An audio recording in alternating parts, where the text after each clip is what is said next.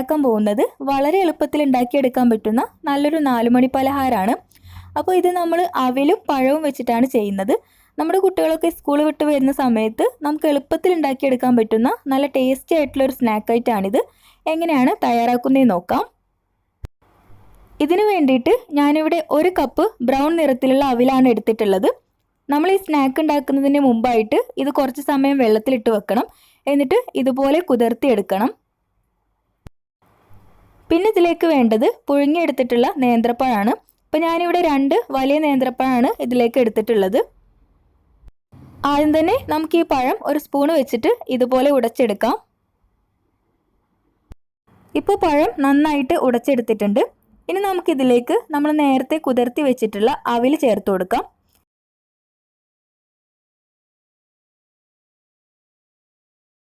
ഇനി നമ്മുടെ മധുരത്തിന് ആവശ്യമായിട്ടുള്ള പഞ്ചസാര ചേർത്ത് കൊടുക്കാം. എന്നിട്ട് ഇതിനെ കൈകൊണ്ട് നന്നായിട്ട് കുഴച്ചെടുക്കണം.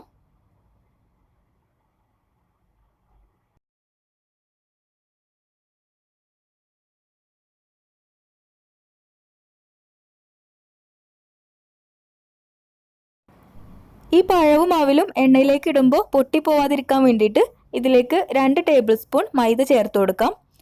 എന്നിട്ട് വീണ്ടും ഇതിനെ കുഴച്ചെടുക്കണം. ഇനി കയ്യിൽ അല്പം ഓയിൽ പുരട്ടിയിട്ട് നമുക്കിതിനെ ഉരുട്ടിയെടുക്കാം. എന്നിട്ട് നമ്മുടെ ഫിംഗേഴ്സിൻ്റെ ഷേപ്പിലാണ് നമ്മളിതിനെ റെഡിയാക്കി എടുക്കുന്നത്. അപ്പോൾ ഇതുപോലെ കുറച്ച് നീളത്തിലാണ് നമ്മളിതിനെ റെഡിയാക്കി എടുത്തിട്ടുള്ളത്. ഇനി ബാക്കിയുള്ളത് കൂടി നമുക്കിങ്ങനെ ചെയ്യാം.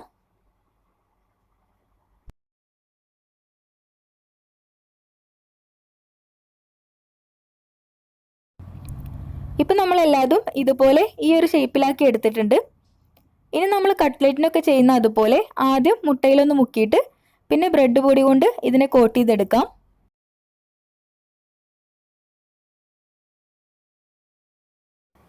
ഇപ്പം നമ്മൾ ഒരെണ്ണം കോട്ട് ചെയ്തെടുത്തിട്ടുണ്ട്. ഇനി ബാക്കിയുള്ളത് കൂടി ഇതുപോലെ ചെയ്യാം. ഇനി നമുക്കിത് ഫ്രൈ ചെയ്യാം. ഫ്രൈ ചെയ്യുമ്പോൾ നമുക്ക് ഡീപ്പ് ഫ്രൈ വേണമെങ്കിലും ചെയ്യാം, അല്ലെങ്കിൽ ഷാലോ ഫ്രൈ ചെയ്യാം. നിങ്ങളുടെ ഇഷ്ടം പോലെ ഏത് രീതിയിലും ഇതിനെ ഫ്രൈ ചെയ്തെടുക്കാം.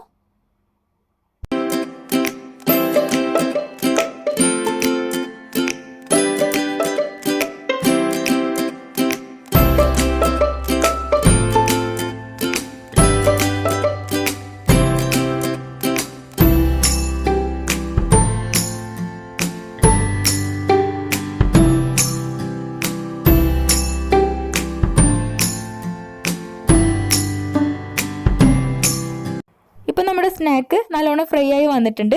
2 വശവും നല്ല ഗോൾഡൻ ബ്രൗൺ നിറായി വരുമ്പോൾ നമുക്കിത് എണ്ണയിൽ നിന്ന് എടുക്കാം. അങ്ങനെ പഴവും അവിലൊക്കെ ചേർത്തിട്ടുള്ള നല്ല സൂപ്പർ 4 മണി പലഹാരം ഇവിടെ റെഡി ആയിട്ടുണ്ട്. അപ്പോൾ ഈ ഒരു സ്നാക്കിനെ കുറിച്ച് പറയുകയാണെങ്കിൽ പുറത്ത് നല്ല ക്രിസ്പിയും ഉള്ളിൽ നല്ല സോഫ്റ്റുമാണ്. അതുകൊണ്ട് തന്നെ കഴിക്കാൻ നല്ല ഡെലീഷ്യസ് ആണ്. അപ്പോൾ നിങ്ങൾ എന്തായാലും ട്രൈ ചെയ്തിട്ട് ഫീഡ്ബാക്ക് അറിയിക്കണം. പിന്നെ എപ്പോഴും പറയുന്ന പോലെ തന്നെ ഈ വീഡിയോ നിങ്ങൾക്ക് ഇഷ്ടമായിട്ടുണ്ടെങ്കിൽ ലൈക്കും കമൻറ്റും ചെയ്യണം. പിന്നെ നമ്മുടെ ഈ ചാനൽ പുതുതായിട്ട് കാണുന്നവരുണ്ടെങ്കിൽ സബ്സ്ക്രൈബ് ചെയ്യാനും മറക്കരുത്.